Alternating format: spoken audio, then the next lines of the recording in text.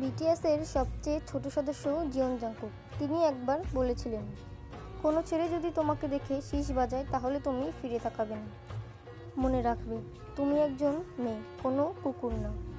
কয়জন আমাদের জিয়ং জাংকুকের মতো বলবে? আরে কয়জন তো বাদ দিলাম। বাংলাদেশের ছেলেরা তো তাদের হিজড়া বলে দাবি করে। তা শুনি বাংলাদেশের কয়জন ছেলে জিয়ং জাংকুকের মতো বলেছে? উল্টো মেয়েদের দেখলে শীষ বাজায়, খারাপ নজরে দেখে, এমনকি ধর্ষণের চূড়ান্তে পৌঁছে গেছে। তা বলি, তুমি আগে নিজের দিকে তাকাও, তারপর না হয় তাদের হিজড়া বলে দাবি করো।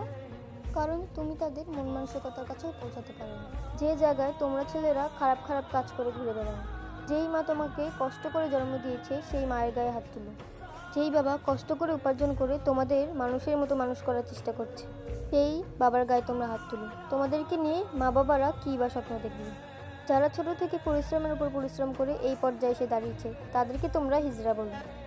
যেই পর্যায়ে তারা দাঁড়িয়েছে সেই পর্যায়ে তো তোমরা দাঁড়াতে পারো না, আবার কোন মুখে তাদেরকে বাজে কথা বলো? তাই বলি, অন্যদের কথা না শুনিয়ে নিজের ক্যারিয়ারের দিকে ফোকাস দাও। অন্তত জীবনে একটু হলেও আগাতে পারবে। আর তাদের সাথে তোমাদের তুলনা করতে যেও না, কারণ তারা মা বোনদের সম্মান করতে জানে, যা তোমরা জানো না।